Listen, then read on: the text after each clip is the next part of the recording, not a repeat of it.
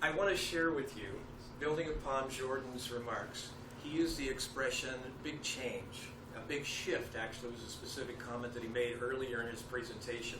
I want to tell you that there is a revolution sweeping through our nonprofit sector right now. It is a wind that is sweeping out a lot of the old shibboleths about how things were supposed to be to how things really, really work. And this is touching every element of the nonprofit sector, not least of which is the area that concerns me the most and I'm the most involved with, and that is the work of the Board of Directors. If we go back to 2008, the time of the Great Recession, so named because it wanted to remind us that we were that close to having a complete meltdown of the global financial system and having the kind of experience we had in the 1920s. We were that close to having that repeated experience. If you were like me and you went to any conference around that time, it was impossible to go to a conference without having multiple workshops devoted to the theme of what we call sustainability. Do you remember those workshops on sustainability? Like, we thought we could be successful if we just didn't go broke. All right? How can we get through this and still remain a viable entity? That became, by the way, that meaning the word sustainability, my least favorite word ever.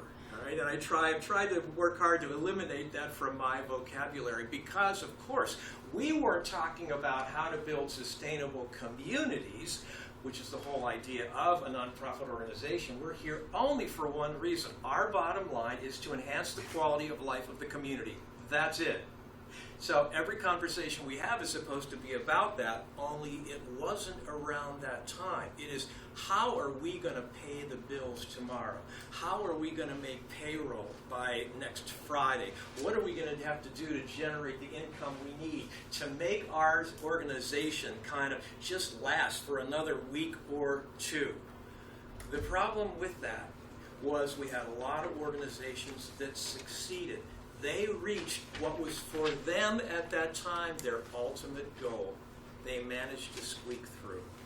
They managed to have an organization that could open the door, they paid the electric bill, the lights went on, and so on.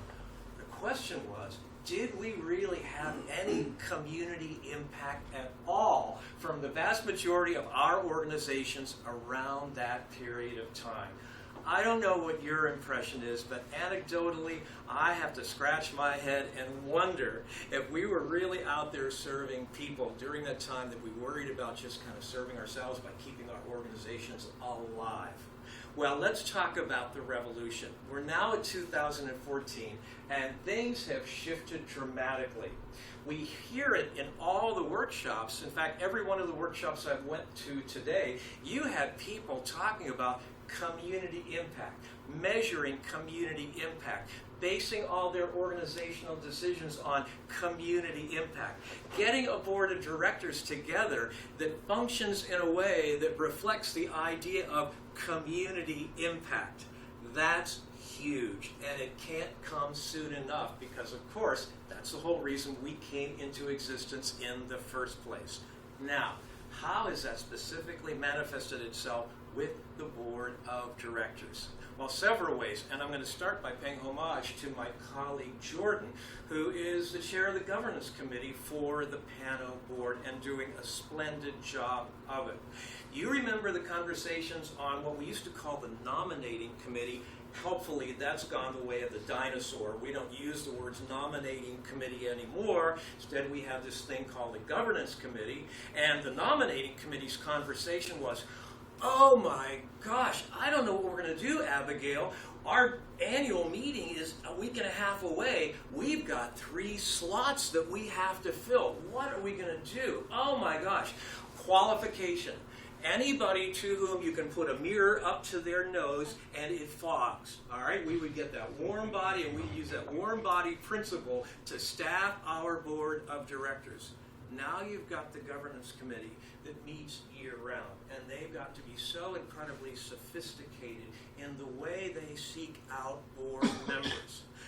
It's no longer doing these things that are part of mythology, like, oh, we need to get somebody with deep pockets. Remember that? Even though, of course, there was no data anywhere to suggest that deep pockets actually had any impact on bringing money into the organization. How about we need somebody who can open doors? I never even understood what that meant. Hey, I can open the door. Do I qualify on that basis? So we've eliminated opening doors. We've eliminated deep pockets, which of course, oh, and the other one was we need a lawyer, we need an accountant, we need a butcher, a baker, a candlestick maker. So we would build our board on the basis of skill set.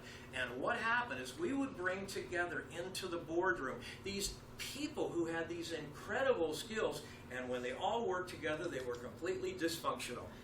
You know what I'm talking about? Yes, because you've been there. And when I see somebody like Fran smile back there, it's because she was at a board meeting day before yesterday, and she had that exact experience.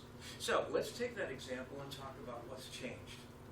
Now the governance committee is saying, wait a minute, let's start to think about who are the people that we identify as good leaders. All right, so every one of you right now, think about somebody that you identify as a really powerful leader.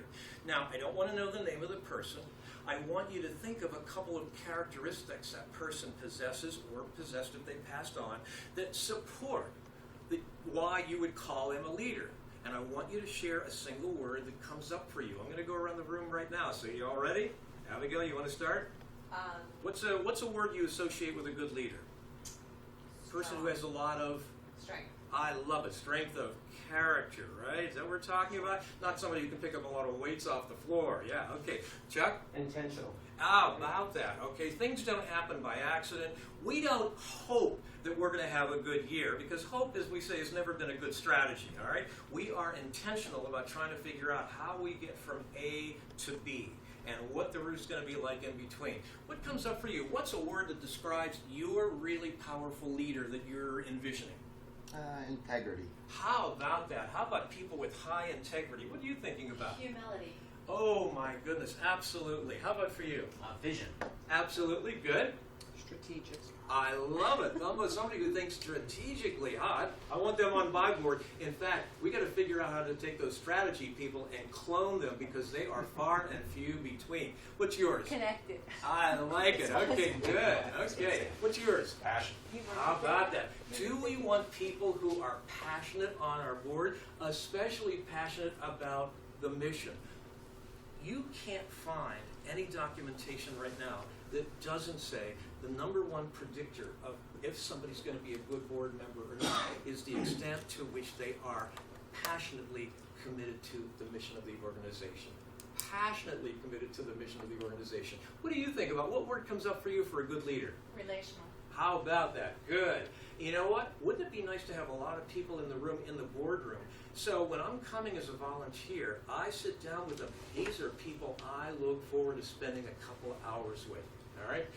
They're not people who, my way or the highway. They aren't people who are obstreperous. They aren't people who have anger issues and so on and so forth. They're the kind of people with whom I can establish a personal chemistry. I like to be with those people. And if I'm volunteering my time, you better believe that's going to be important. Fran, what do you think of when you think of leader? What's a word that shows up for you? Courage. I like that. That is excellent. Sue, how about for you? I want a clear communicator. Oh, good. I like that.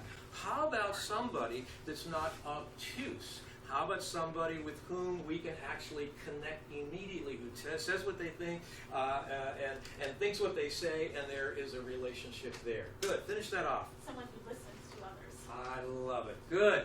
The number one skill in being a great board member is the capacity to listen. It's not writing, it's not speaking. Jordan, finish it up for me. Empathy. Empathy. That is good. Having a sense of empathy, especially for the people who we exist to serve. I'm talking about this a little more, but I want you to think about the board of directors, and if you're going to get a board that's highly engaged, you want to start out by choosing people who, by their very aptitude, are engaged individuals. Thanks very much. Thank you, Michael.